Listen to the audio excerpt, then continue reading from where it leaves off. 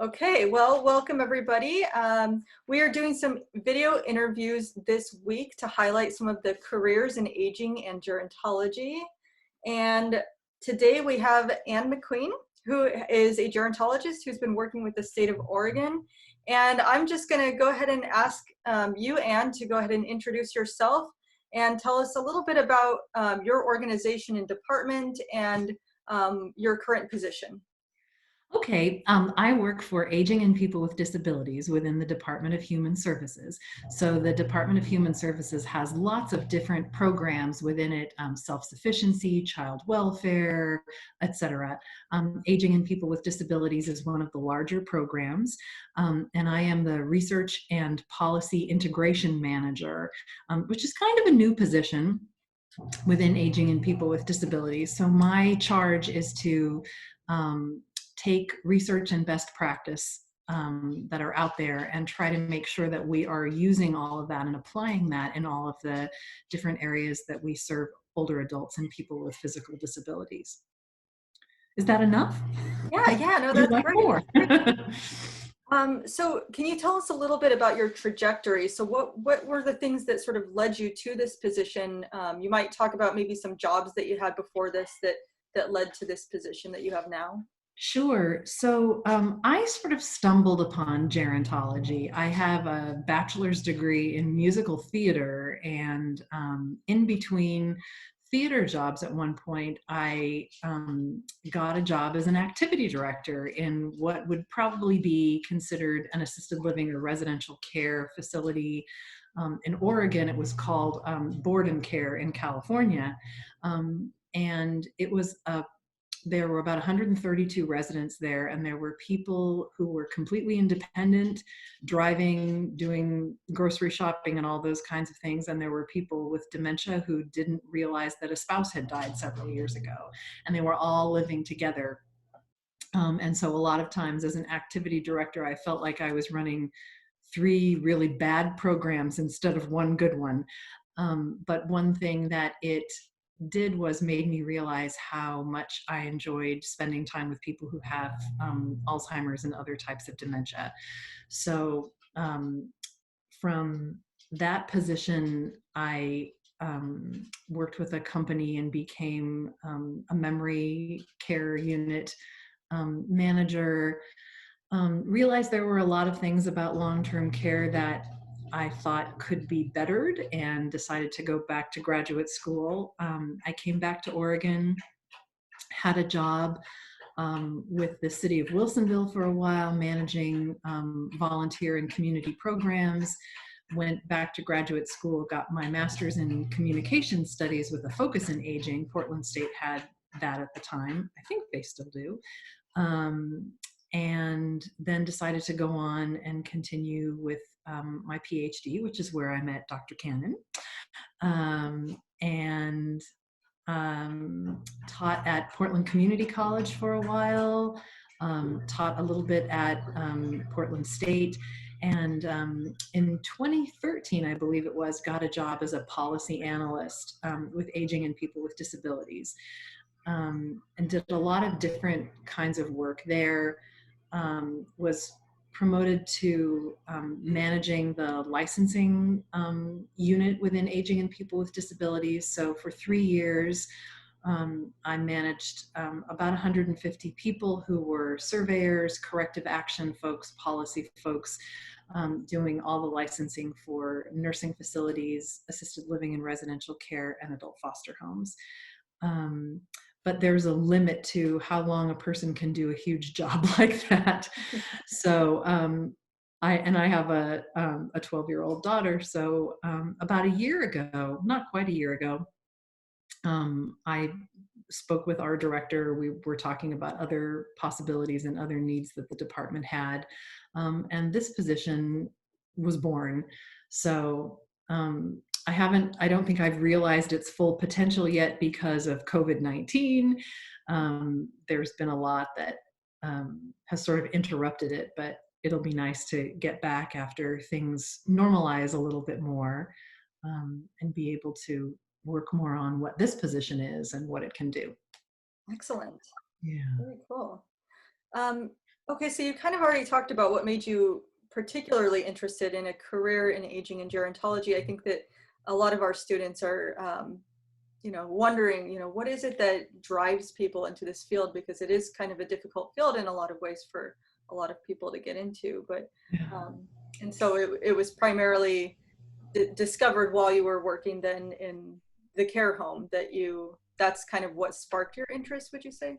Well, I spent a lot of time with grandparents, grandmothers in particular, when I was young, in my formative years. And so I've always felt comfortable around older adults. Um, I think, in particular, I'm motivated to work on behalf of and with people who have cognitive impairment because I feel like they are a population that is misunderstood, taken for granted. People with cognitive impairment often don't have global losses. They're still able to do a lot of things. They're social. They love to talk with people. They have a lot of life experiences to share and still good advice. Um, and I also recognize how hard it is. Well, I, I think I recognize on some level how hard it is to make your needs and wishes known when you have communication deficits. So that really appeals to me to try to help us make the world more user-friendly for people who have cognitive impairment. And I think that's part of what really drives me. Excellent. Yeah. Great. And there are a lot of people with cognitive impairment out there in varying stages. So I guess there's unfortunately some job security. um, Well, that's definitely one way to look at it. And with yeah, the aging population, we talk about that, how gerontology is a good field to become at least familiar with because there is going to just be increased need. So in that sense, there's absolutely. job security, right? Yeah. So I know that things are a little different given our situation with COVID-19, and Mhm. especially since your job is sort of just launching at this point. But can you tell us a little bit about, like, in your job in a more normal situation, what would the day-to-day responsibilities look like? Well, I can talk about some of the projects that I'm working on or that I was working on prior to COVID-19. So we have yearly reports about community-based care that we've contracted with OSU. They do some reporting on nursing facilities, and Portland State does some a survey and some surveys and some reporting on assisted living, residential care, memory care, and adult foster homes.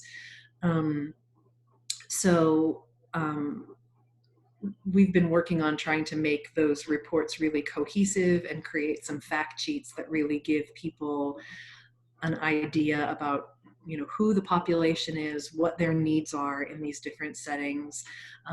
This year they've banded together and they're writing an executive summary that gives a little bit more of an overview of some of the policy issues that are going on with the populations in licensed long-term care. So that's been a big project. I will at times research different things and come back to different members of the staff with answers from the literature about things like that. One of the things that I was looking at earlier on was, are there studies out there about staffing levels and outcomes for people living in different licensed settings? I am fortunate to be able to go and do a variety of presentations at a lot of different in a lot of different meetings and conferences. I'm also working on Oregon's new quality measurement program and serving as the DHS representative in the Quality Measurement Council. So that is a piece of House Bill 3359, which was passed in 2017, and it requires residential care and assisted living facilities to track certain quality metrics and report on those. So that's kind of interesting to take these ideas from the bill and operationalize them so that providers can know what it is they're tracking and keep track of data and put it into a reporting system that's been built for this. So that's interesting and exciting. And the first report should come out in 2021 based on 2020 data. So those are just a few of the projects. Great. Yeah. So like in all the kind of things that you're doing, would you say the things that are your favorite, like your most rewarding, are more the research or the presentations or shaping policy? Like what would you say is your sort of favorite part about all of that? Well, I think one of the really interesting things is being able to to focus on a specific topic, research that topic, and then be able to present that to people in a way that I hope is understandable to them and I hope can impact the way that they practice their jobs, either working directly with consumers or residents or families. Or in just having a better understanding of a certain topic. One of the things that I've been researching lately is resident to resident aggression in long-term care facilities, which happens quite a bit more frequently when people have cognitive impairment. And just trying to shed some light on that and, how those things come about, what are ways that it can be prevented or at least attenuated to some degree. A project that I started working on before COVID-19 that I'll go back to is looking at doing potentially some dementia care training with the Department of Corrections, because there are incarcerated people who are aging and have cognitive impairment, and the Department of Corrections folks are really hungry for some information and knowledge about how to keep that portion of their population engaged. So That's super interesting. yeah. So what would you say is the most challenging aspect of this kind of work that you're doing? I think that it's so broad. There's just so much. You think about, I think to the average person out there, you would describe gerontology and people would think, oh, that's a very specific field. Yeah. But there's really so much to it.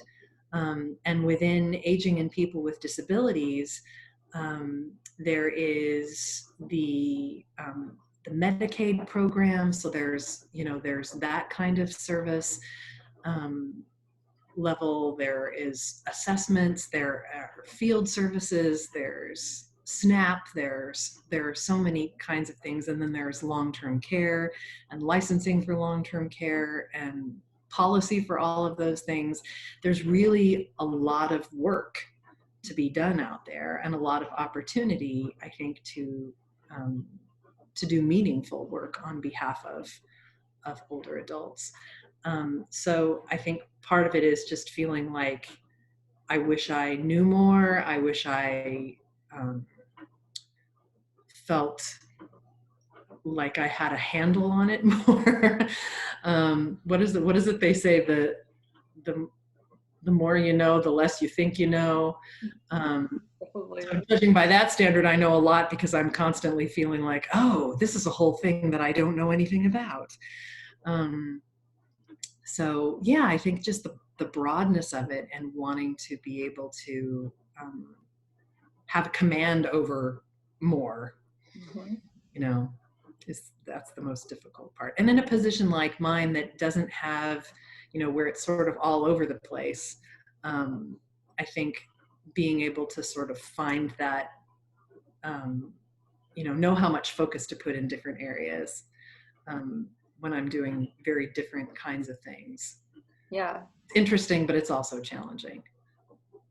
Yeah. I can see that. Given how broad the field is, I oftentimes wish that I had either more time or just more of, more me's out there, or both. Yeah. Just because I feel like I could have gone so many different directions in gerontology. It's like, I'm interested in housing, the next transportation, the next it's, dementia. It's just so many different things. Yeah. And all of them sort of fit together in some ways. Yeah. They all impact each other in different ways. Exactly. Right. Concentric circles, I guess. Concentric circles. Exactly. Yeah. Yeah. So my last question is just, what sort of advice or information would you want to share with somebody who's considering a career in aging and gerontology? Well, I think it is so broad and there's so much of interest. So I would say just start with something that kind of sparks you. I think to students in general, there's a lot of opportunity out there. And I think, there are people within DHS for sure who are at DHS because they sort of care about people in general. And they have knowledge in finance or policy or things like that. There are not as many of us who went to school for gerontology, studied gerontology, and that's the thing that drives them. And I think that's a real strength. If students decide that they are going to study gerontology, is to interview for positions where gerontology is the focus and be able to say, I'm interested in aging and I've taken courses in aging. I'm not just a generalist, I'm not just a good manager, but I am able to be a good manager and I have knowledge about this specific population. Um, I think I would also encourage people to look beyond just senior centers and long-term care facilities for career opportunities. Those don't, don't necessarily offer the same level of benefits or pay that you can do if you're working in another nonprofit or if you work for a state or a county or a city. So, I think you can make a decent salary and you can have good benefits if you're teaching, there are just a lot of different places that you can, or a lot of different avenues you can take to work on behalf of older adults.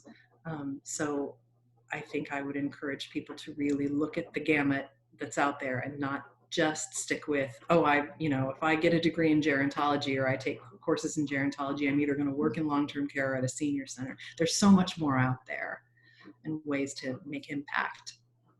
That's great. So, Absolutely. Well, thank you for that. Is there anything else that you would want to share with us today?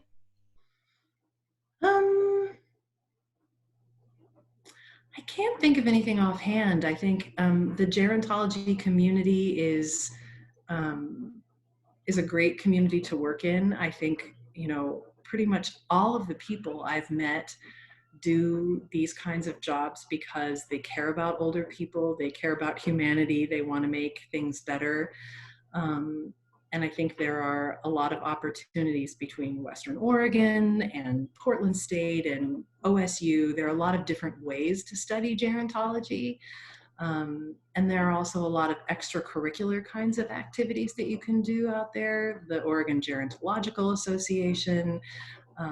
There are, the Gerontological Society of America. There's just a lot out there for professionals in aging. And I think if students get interested and avail themselves of those opportunities, there's a lot out there, and it's a fun, challenging career to have. And I feel like I'm doing something that is worthwhile, and not just, making a widget. Yeah, so take advantage, right, of all Yeah. the opportunities. Absolutely. That's Yes. wonderful. Great professors like you out there who can guide them into, different opportunities and Well, good internships and all those kinds of things. that's true. That's true. And you were one of the first professors that I had in my sociology of aging. So I will always remember that. It was such a wonderful. Ah, yes. I think I was pregnant at the time. That might, That was like 13 years ago, wasn't it? might have been. That's We're all getting older. that's right. That is. Everyone's doing it. We're all aging. Yeah. Well, Dr. Ann McQueen, thank you so much for joining us today. And I hope that you are staying well and being healthy during this COVID-19 time that we're all having. And I look forward to seeing you again. You too. Thanks for having me. I hope everybody out there is staying safe and Yes, staying absolutely. Okay. Thank you. You're welcome. Take care. You too. Bye. Bye.